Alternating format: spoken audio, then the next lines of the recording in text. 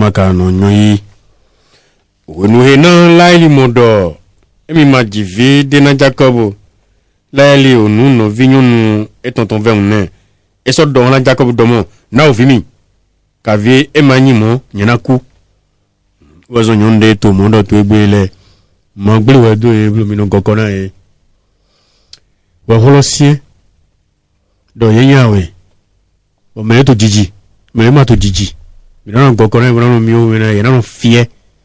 on jono do dan il yene son me na e do me de to te ko joni wa dagbene mai me nga fie bona mo kun dagbene iba na do de humiawo e ma no he ovi do na no mio hu me na ye brano zero le do nko na ye do jom no do pa bu ngomande baya ko do pa na me de lema ka wi do mo to le ko mo do mo me de le na ji dandan e pa gbe ni ko ti e na en se je won amo ho boji je won e jo ka bojo apa mi to fi da go fi to fi mi no ba ku public de mo na lo no wa ku public asisi o divi me ho le fi fi je no to go na ma fi e ni go bi o de me bo e se ma so no fi e ba bo e go bi o de me nkan to lo ko si asiwe bi e hun danu e mo ho blem o fi da konen dinde mi do ho do fi so le ko ba ko susule wa je public waji o mi a je fifa yi wa je mi e mo ogun o fi da konen di ntata maga ntata o menele you know ho de na ye sisen mercredi ton lele you don't know ba tite to régulièrement mais mo fu do no wa e mo apana sun to mardi zaman je mercredi mo wa sisen lo ni on ba mo nya an sisen lo ka do kun yo ama mo ni adon clan de re do wiwe même no fundo fi to la odote e me fi de asogan no ne fi de to mendote e me fi de asogan no ne ṣùgbọ́n fi de ko jo to tite frère handa fono am mo gigo jo to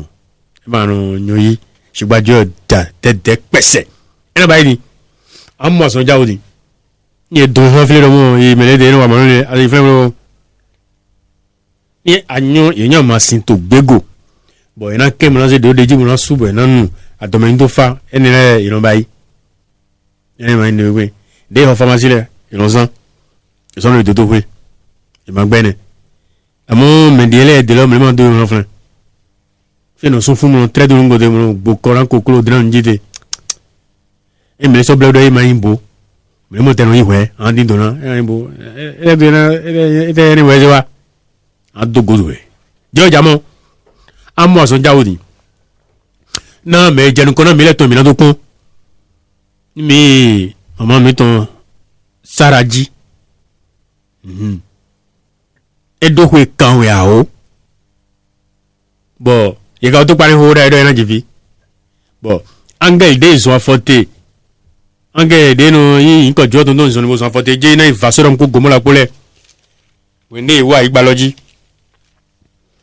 yo to hudo Abraham do tena ebo ijono edo yo to hudo ka edo niyo do sara se do na mo hobo jivmo ye ka o ji Ismail ni sara no ho vosi ziza heti to asupa si po sheshe sala ko po yo so mo bo Abraham mo hejiba Abraham mo ndalo ego ba na o po yo ho yo gba o tena ziza sunu po yo no poton fi ho na gbodo wa we ne mi atoro de do mo mi na le go to ko ijame bo sala situna mo bona jivi de sala se ekonu to nglodo ne mo do mo e le de mo so ala leji de mi opobo so dote we mi na so mo hobo jivia ṣùgbọ́n ko jo to do wuro to nglo fun po do gbagba bo fi gbeto to le manyon de chapitre 18 Genèse verset 10 e so do mo yana so le go wa dewe we na o sa lo wa bodo ayego sala situna tindo visunde sala so se to go tonu ton heti to go do dawe lo ton mo Abraham po sala po ko wen yo wen popo yo e ko do alote na dono hesala dile do alote na dono hesala dile zizan yon le tonte e ma so alo ene jiba e na tu sala ko nu to e de mo sala ko nu domo to to ye godo nye ko wen to ye godo nye ko yo bo ko zunyo ho no bo zunyo no wenye na he ho me hu bo e mi na mo ho me hu mo ko to kunu mi to de ya e kunu okunu no se ko so po yo ga e kunu mi to so po yo e kun e mi o po yo ṣùgbọ́n hojo to do mo e mi na le ja to ho e ja me e na mo ho bo na jivi dodo e na jivi je won o fi pagbe to lo e na jivi lo je won wo so je do yeni dibusi je wa wele do mo mi dibusi jikwe yewe wewe no no na so jawe to le ponu jawe to le ati ohia to le go yeni dibusi oro parawo to ndo to mo se nu ko edo mi ha mi to sin bo na 2000 here ni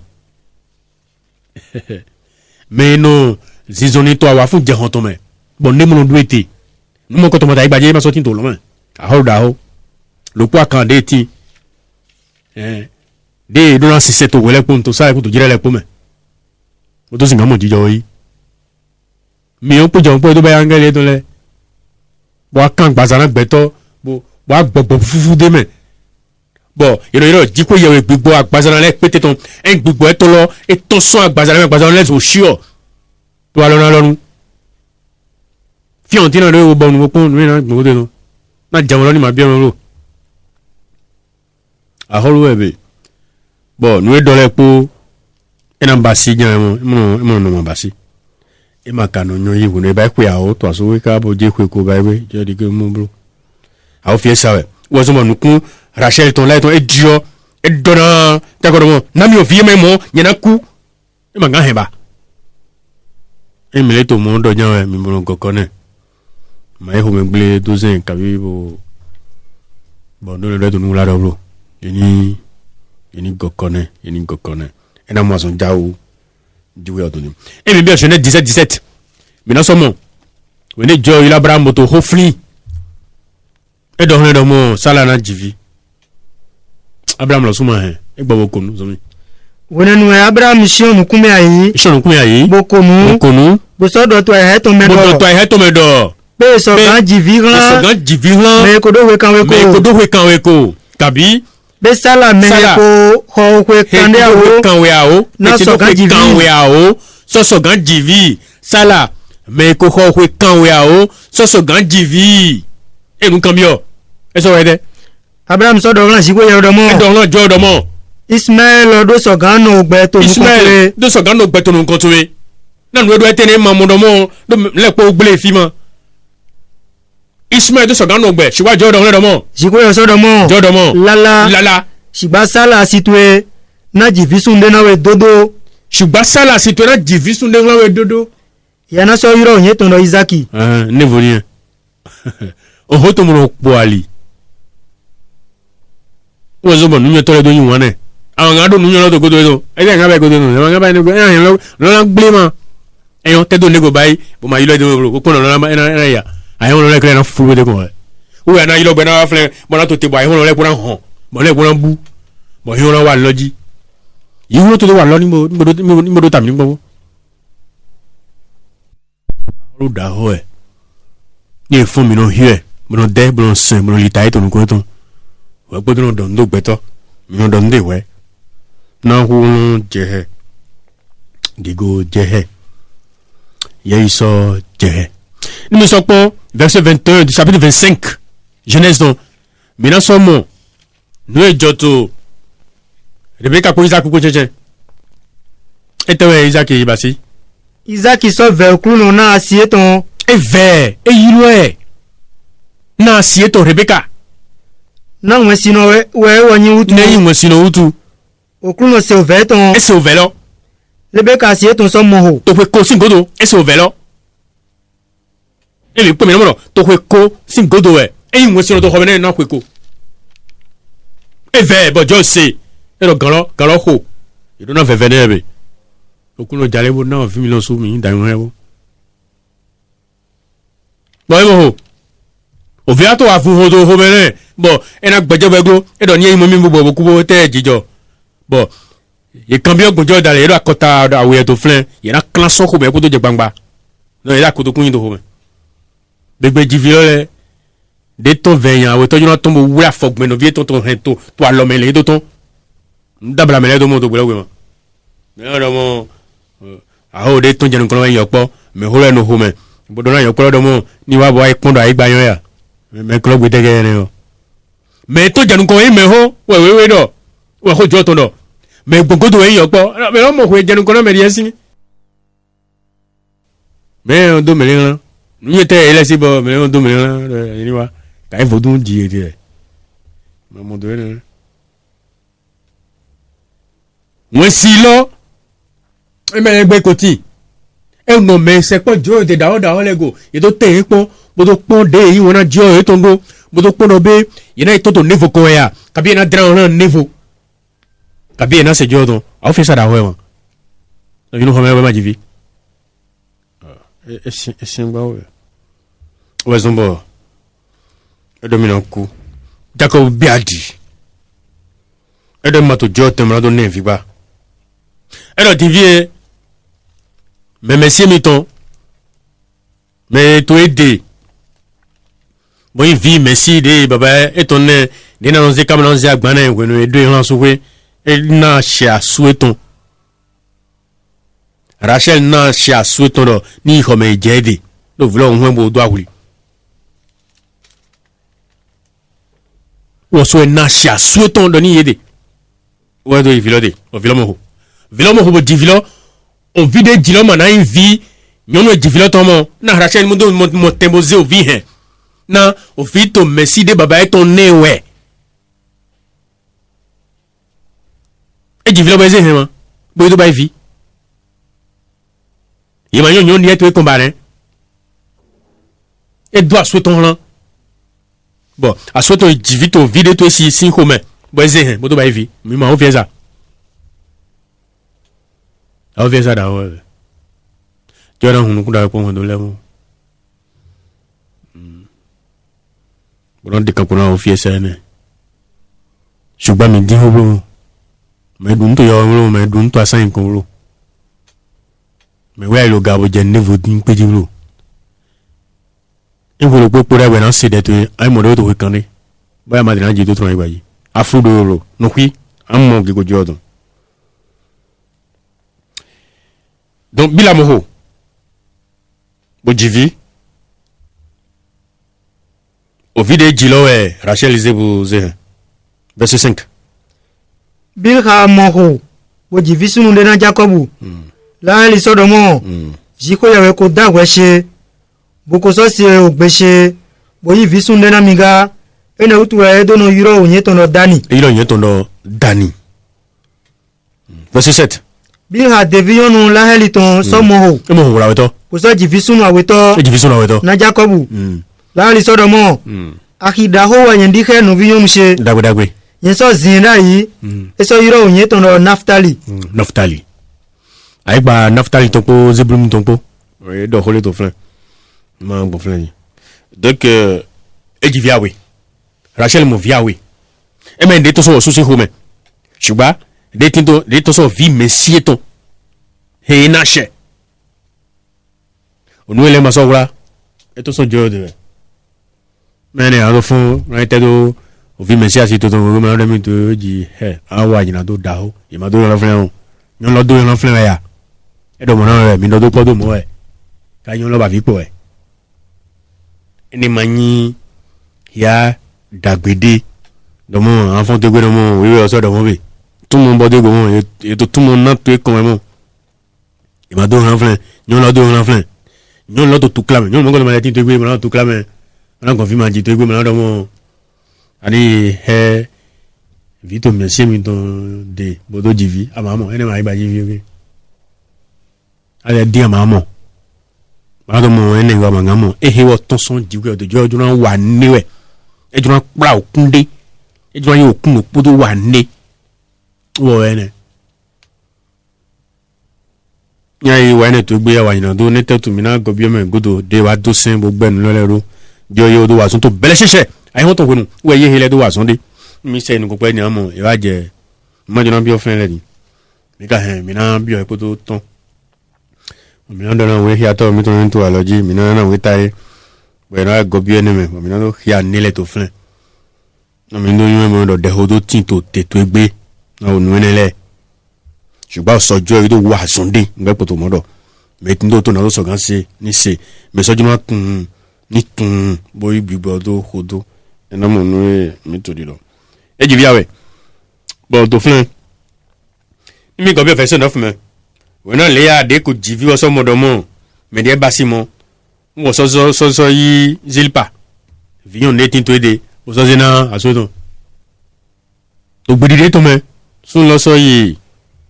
zilpa de verset 12 Zilpa devion Léa ton soji visunu awitona Jacobu. Léa sodomo jijono wenye e divisun ode awe. Léa ni so bay mon. O Rachel bay mon de ma jikun bodo visunu awe. Léa o so basi bo so do visunu do god e jidai. Non nous le do me wa to tintin to flan. Ṣùgbọ́n le tin to ki ale me to nunglo. Ya ipe to ma so gan bonapon. You know you are tisisele do Madraki. Ouais, le benu tonji Léa ton yi nous quand même mo bozewa. Enyo to Rachel sinu kuma boy do eni nemi. Ana ya suche mo so yi visun jesin donanga. E do ni nemi ni mo yiro mo to egbe he. Asoto na bi ho me yede. E do ya do mo Rachel ton we asu gan. Bon ni bio o fo foto no ko godo me. Bon jago goson danjija. Où elle est à épée. Jacob so goson danji to tenu. Léa so ton ipé bodomo. Ye manano mabio kome wade. Na nye ko yi madraki visunu sheton do dawe. E wo so mu ayin he to zaneme. Siko ye so tun to eran Léa. E so moho. Bo so di visunu atonto na Jacob. Di visunu atonto na Jacob. Léa sodomo zo. Léa sodomo. Siko ye ko na son kwa shemi. Na nyena devion shegla asu sheutu eso yiro onyi etondo Isakali. Verset 19. Léa somo poso divisunu kiro poto na Jacobu. Léa sodomo siko ye ko yi asubionu dagbe do na numi. Lo hewe asu she na gbogbe na mi.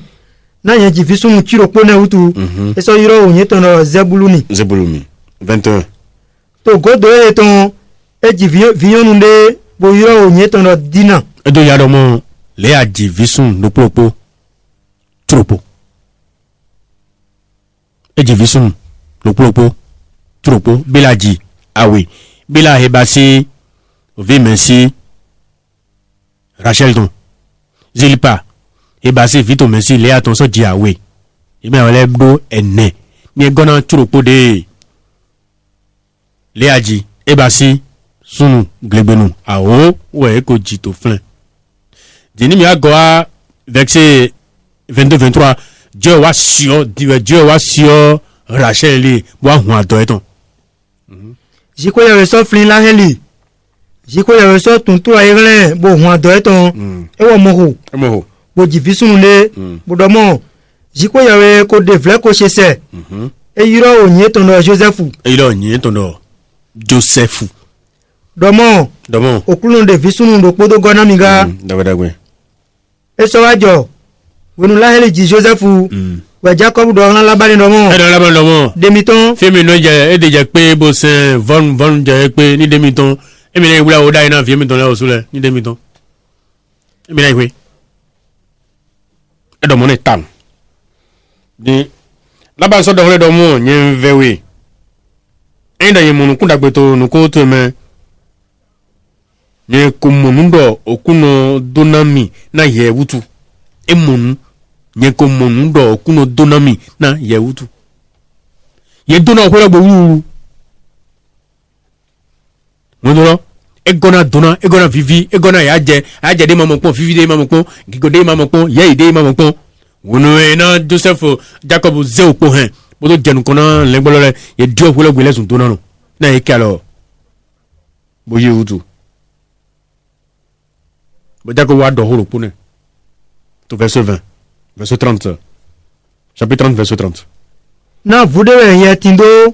wepo nyendo wa kani pe video eta si wepo ndo wa. Eko so sude jiran susu gege. Okuno ko donawe. To fide pepe yen leran. Divie wetenwe nyena yi wule awuda ina okwe do se lo suga. Voilà. Nezombo Jacob do juna ikweni. Do mata san kwene. e jia gri bodo mo vi lole e jia gri bodo mo yin lole e ma fi fato e pra okulote o jo Abraham Isaac Jacob don lo e ma fi fato Jacob wa son gri e zan de gri e na zo kwenu susuto e na si bionu gri ode bo na si bionu gri aweto bo so aji fi lole e ma to ogbi bo me ne ma do aso kwe bo so mo wono e ji Joseph bo Jesu si gri bo nu wo po he nyon no po emi je ekpo won do ropo me mo do nugo wo po mi mo to fini mi na mo dialoto nugo ekpo ropo mi na mo to nugo dogo àwọn mi mo gbeto glegbenu wo po we o to so fleni to wo do wi awele me mo to wo po ko to te wo so do emi na yi bo le wula o da ina o vi emi ton le to wo holo me di e wa ndo do mo no mi amodo labanu yi gbena hwehoro na edodo mo lengbode yunna bodo tash to gule ni na so asun kwemi mo na yigbon ni yunna lole we na yemi ton de do boyin na yemi ton de so yin do mo yin wewe bo tash gbomen ntente ne gbomen e na yemi ton ṣùgbọ́n de wewe yin tatale e na yin wo ton bo oholo so avivi na labanu le verset 34 bo e yigbene Labani Sodomo. Dwa yego. Nyejiro ni no kele di ohotwe. Ero de dolo le mi idomo. De kai molo nu eto we o mejo ton le. O mla yin bo fon do nu mo to we. O mla yin bo fon bo monde so gan san go bena do yin dagbene we mi na go verset 37. E ja son lokon. Bo nu mo dali. Jacob so yi opole. Son atimu popula li tome. Son almondi tome bodo son atun didi tome bo wula hwekan wewe do yeme bo hen wewe he ti to pole me so awhia eso ze opo he fleflo na le daga panu kon kanipale to dowin le me to sinu to le me fi kanipale no wa na do nu sinte ye so mo ho na ye wa na do nu sin kanipale so mo ho to pole nu kon boji kani alano wula bo hwenu lepo egbe ya wula po le do flen bo wa so no dide je ni wa lo bo do ba ni dabla do flen dabla no ajo bo e ba ni le do flen ni kan le ja no wa nu sin bo e mo wula bo mo po de go touch te lo le e juna divie ne le clear no ji àmọ́ yín lọ kan ní ilé yọ bó máa dó wúrú lẹ́lẹ̀ yìí mo wọ́n jó ilẹ̀ tó múlò kún ilẹ̀ dè mo ẹ̀jọ́ ọgbọ̀n fúlẹ̀ bó dó nẹ̀ bọ̀ yà kàn kan yín lọ́lẹ̀ bọ̀ yà kàn yín tó yẹ tó fò náà kan yín lábá ní tọ́lẹ̀ bọ̀ wúrán lọ́lẹ̀ bó do yẹ dó ní tẹ́ntẹ́n tagbàdà bó yù lọ́lẹ̀ bó bẹ́ẹ̀ yẹ tó fúlẹ̀ bọ̀ jọ́ ọgbọ̀n fúlẹ̀ bó dó nẹ̀ bọ̀ kan lọ́lẹ̀ wá susu déjì bá tó susu déjì bọ̀ ẹ wá bẹ́ àtọkùn pírí gégé wọ́n zombo end of ìgbà tó tó lẹ́tọ̀ yà jẹ́ tó ẹgbẹ́ yẹn ní màlẹ́ dọ́ fọ́ bro yini tedo okuno joy to gobodo fui bodo joy manu madonna ye amo aha to dona sogbe adona yodo joy lo e o lo po kan we jiwo yewe ndo so gan dagbe han ni ndo tuwe bo ni dagbe han gbesan tuwe Jacob wa ja to kun to flen ṣùgbọ́n ko de to filo kun goda yi e me fi de e so gan ja to kun te ṣùgbọ́n e pa okun wendo wulo po to flen bo e po wendo lo po he ma den do wa o Benjamin e ma den do wa no kuno bra yin pipe o vi en so ikan mo gbe lo mo na do he vi me de ni me di de lo bo ina mo to kla do ji lo me di de lo so wa o en Joseph mo do lo e bra pe di e wa po dona lo fi jo so aze mo ni bo mi na go abi o we ale nto me o Genesis ton o tagbanu kuno po afo ton lopo ni ya fa lopo lo sin godo ina so ahia afo ton wi awe 31 et 12. Eso se oho visunu labani ton leton he to di dodomo Jacob ko be onu ke yin o to mi ton lepo e se ne lepo to me nu e to di dodo nglo o me to mo hun verset 12. Eso domo zenu kuntu edagalo bopon alukun he to kanile me e to mi mo le mo e do mi mo hi e bo e do ni zenu kuntu daga bopon alukun heto kanile irale lo ohweno alano e moto mi mo me po hianu po e na nye ko mo onuke labani to wiwa do ele po ovo jo wa dio gbigble lezuma gble to Jacob sin nukan wozo ndo mo keke do polo bayi mi mo me mote wozo ni mi ato ne ba si to egbe mi ma dawe na mi lero le se buji bota e bo ko de wo enwen bo do àwọn igba ba si do jo nu dabla no e ete to Joseph wa won opo won bo wa jo opo re do yin wewe wa kun ten do ego bo no se panu kan ile yero yin no dio ne to jo sinu ko mo le verset 38 du chapitre 31 oko ko divie wanyanti to dewe ko divie wanyanti to dewe lengbo to epo gbogbo to epo makonho lengbo to ati gbogbo to le makonho mo nye ma hu alukun kanipa to ton mo mai de bodo ijono pon o kanile hen tren no he wa dewe ba no nye ma hen wa dewe dagbe nye ma we yi gugu eton so lo se me we ye biete amanu ye fi to clé kabi ye fi to zaman lewe nyete o ve ku humi to clé manu avivo to humi to zaman baisa amlo so hon iso nu kun seji dagbe e ji afilo gri wa poto pra okun lo wezo ba fit de Israel ton son bo je mi ngobi obel me jako me so ga do hodo godi e me ajoto e me ngila me yo do brume jako mu brume ni le bon le tinto hiade me ni lo tinto to hiade me bo beto so ga mo duna e ji agri ai vo wi di kun ji jade ji o to hui eto a lokpadeji verset 41 oko divie verset 41 oko divie nyen ko tito ko twegbe nyen senwe oko wiere na vion tu awele nyen senwe ko wiere na vion tu le oko shiro po na kan tu le oko shiro po na kan tu le yeso dio ason ko se hula o yeso dio ason ko te hula o ero gwa ason ko to do hula o e ma so ken ne e ma do Philippe ngagmo to Deutéronome 28 verset 11 les owe de don drame o pon taito gba hu yawe afoto wuro po Deutéronome 28 verset 11 e dia so kweto bo buri ye buri susu to lome bo so wa nda kan tan kale he bo ne ya gboyi do kia wewe amodo mo isan sisa ma je he bo ya gbaza bo do yi tako me yina kan me yina kan de ye wa nu yina kale he e mo hore ko susu ṣùgbọ́n jọ ní ehun bẹ̀rẹ̀ tó gbá òkun lọ gbogbo nǹkan tó yẹ tán yẹn nípò kàndídé tó kan ilé ẹ̀ tó sórí nípò wúrán kẹlẹ́wẹ̀ kó de do táṣì tó gọlẹ́ pò ẹ̀ jì ẹ̀ dó kí á dẹ̀rọ̀ mọ́ dìde kó dọ̀pọ̀ lábàáni kporo dọ̀ wúrán yẹn náà yẹmi tán kó de do téńté ń tagbasa kporo rẹ̀ kàndídé tó kan ilé yẹlá tó nù mọ́ mẹ́ ẹ̀yin wúrán bóyin kàndídé do téńté ń tagbasa bóyin kàndídé yòó. Okunulo na heresun susunu na dagbe to sisi agbasa to eton leme polo to sisi kanlin to eton leme polo to sisi igba to eton leme nejo Jacob ni jo wa yin dagbe no to sisi kanlin to to me